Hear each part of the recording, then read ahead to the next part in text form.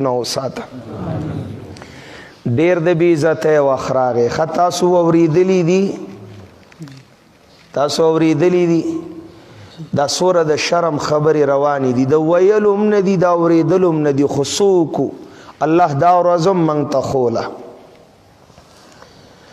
چنن د قوم جینا کے سڑک تر وتلی میرا جسم میری مرضی ناری شروع دی تصوری دلی کنا میرا جسم میری مرضی اس پدی بحث کی گی یو وی خوی بل وی بد وی دا پکار دا ند پکار دا پنجاب ہائی کورٹ وی دا نعرہ بن لگی دا لوگو بن استعمالی گی دا کارڈونا بن لاس کی نیولی کی عورت مارچ اوکے عورت مارچ اوکے دا ظلم انتہا دا دا محمد الرسول اللہ دا دین از دا کون کی طالبات پہ جامع حفصہ کی دا غین محاصرہ دا جرم دا دے چی پردہ کئی جرم دا دے چی دین و قرآن وی دا دی قتلم روا دے دا دی دا سر سور روانولم روا دی دا دی مدرسی روانولم روا دی دا سمنگا وطن دے خپکے گئے ماں کا آزادی دا آغا بی حیا زنانو لا آزادی دا دی اسلام آباد پا سڑکونو چی آغا سرطور کاسیات عاریات مائلات ممیلات پروڑ روانی دی میرا جسم میری مرضی زن پوئیگم چی دا دی مطلب سدے زن پوئیگم دا دی آیت دا مطلب دے چی زما جسم زما مرضی یعنی زما جسم یواز زما خاون لنا بل چالم سوک دا دی اوریدو دا پارا تیار دی ستا جسم ستا مرضی بیا رور سرا بیا پلار سرا بیا ترو ماما سرا بیا زوی سرا تیرا جسم تیری مرضی کتنی بری بات ہے اللہ چی چا خپلا مرضی کڑے و اللہ ورطا خپلا مرضی خکارا کڑا بربن بگرزی دلو سوائی رس راغلے دے دو ویختون والا دخپونو کانو پور ٹول سیل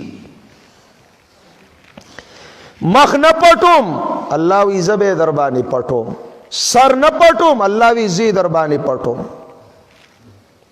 پٹی کے پٹ پہ نہ کر ستا جسم ستا مرضی ستا جسم ستا مرضی بیا ستا پا جسم کی دا چینجی ولی کی گی دا مرضونا و کینسر تا تا ولی لگی اللہ مو ہدایت نصیب کا ہدایت مو پا قسمت کی نی پا جسم کی دی اللہ چینجی ہو کا یار پا دی خیرو دیر خوشحالے گئے ذوق بدل شو نور سکولے نشو دا خبر سید بیواسیو کا نا دا کنڈی دا غواسی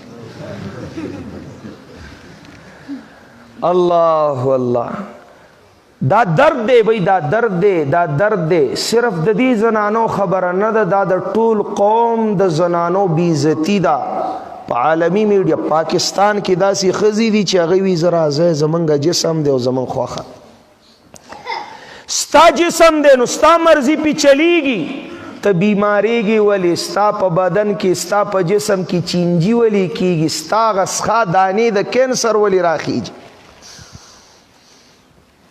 پتا لکا دا سامیری مرض دا خارخ ولی لگی ایو پا کیوی نر دے گورا کل کل اللہ فاسق فاجر نم خکار واخلی وی چپشا تو میرا جسم میری مرضی تیرے جسم پہ کوئی تھوکتا بھی نہیں ہے تیرے جسم پہ کوئی پیشاب بھی نہیں کرتا اس خلق یو گورا دا خزی بی عزتی کڑے دا دی خزی خپلا بی عزتی پا خپلا کڑے دا سی خزی اللہ اللہ پا عزت خو عائشہ پوئی دا پا عزت خو فاطمہ پوئی دا پا عزت خو حفصہ پوئی دا عزت خو دا غیو دا دا عزت دا نیلامے دعوت ورکی کاڑی نیولے دے رازے رازے زما عزت ٹولو لپکار پارزان قیمت ملاو دستیاب دے د دې ښځې به څه عزت وي چې د دې سره د عزت کلام څوک وکړي او خطاب به څوک وکړي. ماله زما جامه د دې خبرې اجازت نه راکوي څه چې دې له ویل پکار دي. پوهېږئ په دې که نه؟ خو علیها ما تستحق. ټیک شوه داسې که نه؟ ډېره بده خبره ده، ډېره سپکه خبره ده، ډېره سپکه خبره. خو دا ولې؟ ځکه مدرسې روانۍ طالبات پریدي نه، دین او قرآن خلاف شروع دی. آخر به دغسې پیداوار به کیږي او دغسې حالات به جوړیږي چې د قوم جینکۍ به سړکونو ته راوځي او سر عام د بدکارۍ دعوتونه به ورکوي او د بې حیایۍ چغې به وي.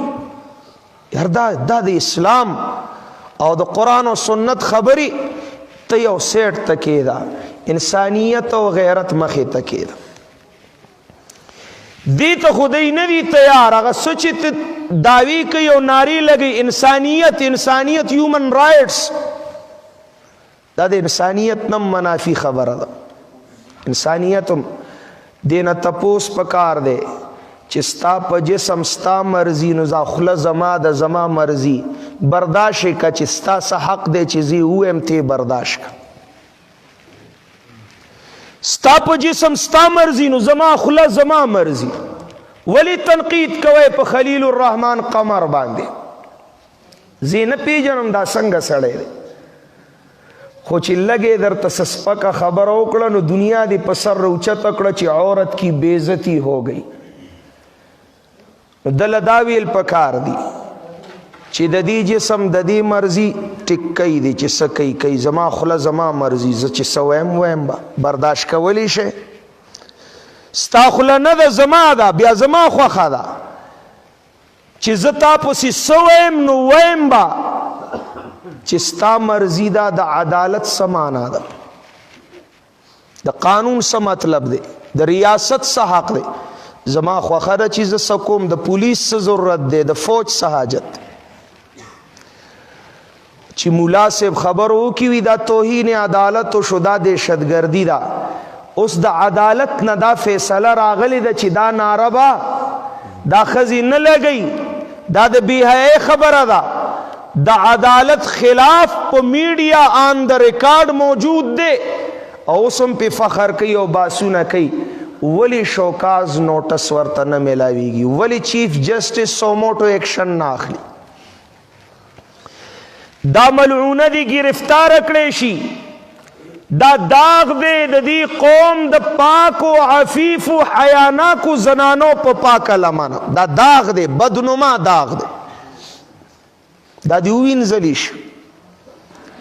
زما د قوم جینکۍ حیاناکې دي، د عایشی لونه با حیا دي، عفیفی دي. د فاطمی لونه د دې د سر لوپټې بچا نه لیدلې. مسلمان اداسي کی دي. علامہ قرطبی د سورہ لقمان په تفسیر کې یو حدیث ذکر کړ. چا عائشہ رضی اللہ تعالی عنہا له دعوت ورکو، جی زمن کر واده دے راځي با مور به لاړه. چې لاړه پاک خپو واپس رااله، ډیره خفه وا، خلک پریشان شول، په جرګه رالل. مور یې ولې خفه شوې؟ څه چلو شو؟ مور وی تاسو خو ډیر بد وکړل. کدا واده د کافرې وي نو د کافرې واده لمزر سره رابلم، زه خو د مؤمنانو مور یم، تاسو د یوې کافرې واده له زه راغوښتې ومه. او کدا واده د مسلمانې جینۍ و نو د دې ناوې په سر چې کومه نری لوپټه وه، لیس هذا لباس المؤمنات. دا نری جالیداره لوپټه چې د سر ویښته پکې ښکارېدل د دې ناوې، دا د مؤمنانو زنانو جامه نه ده. تاسو زه چاله رابللی وم؟ وی د عایشې لونو، وی د حفصې لونو، وی د خدیجې لونو، وی د فاطمې لونو. الله د پاره عزتونه منی لاموي، عزتونه منی. زویم صرف پدی جینکو نه، د دې په پلارانو، د دې په رونو، د دې په خاوندانو، د دې په زامنو الله دې لعنت راووري. چې دا جینکۍ د دې خلکو نه څنګه راوتی دي، په دې روډونو ګرځي، اس وی 8 مارچ باندے عورت مارچ تھے. عورت مارچ دا پارا دے. عورت کا لفظ تو دیکھو, تم اجتماعی نقیزین کے قائل ہو گئے, عورت بھی کہتے ہو مارچ بھی کرتے ہو. تو دا عورت لفظ مانا اگورا بیا دا مارچ مانا اگورا دا تسکے لگے. عورت ستوئی عورت دا مارچ دا پارا دے چی دا با پروڑونو منڈی ہوئی او گرزی با چغی با ہوئی. عورت تو پردے کو کہتے ہیں, عورت تو ستر کو کہتے ہیں, عورت تو چھپی ہوئی چیز کو کہتے ہیں. یو طرف تو ورطا عورت وے, بل طرف تو ورلہ دا مارچ خبر کے وے تیرے عقل اور تیرے علم پہ تالے لگ گئے. یا عورت کہنا چھوڑ دو ان کو, یا مارچ کا نعرہ بدل لو. یا ورطا عورت موائے بل نم ورلکی دے, عورت ورطا موائے, او یا مارچونو خبری پری دے. چی عورت وی نو مارچ بنی, چی مارچ وی عورت نہ دے, دی خزوتا عورت نشی ویلے. مارچ والا خزوتا عورت نشی ویلے. عورت خود پٹ ہوئی پو پختو کی ورت جینے وی, جیم نون کی مانا دا پٹوالی دا جنتم جن زکا وی چی نخ کاری, جنین دا خیٹی معشوم نخ کاری, جینے چی پٹوی چی خکارا سرگند گرزی پلارو منڈی وی چگی وی, دا جینے نا دا عورت نا دے. مارچونو والا تا جینکے موائے, مارچونو والا تا عورت موائے. نم بدل کے میں دعوت فکر دے رہا ہوں, حوصلہ پیدا کرو. تیرا جسم تیری مرضی, میری زبان میری مرضی. برداشت کرنا سیکھو, برداشت کرنا سیکھو. حق کو سننے کا حوصلہ پیدا کرو.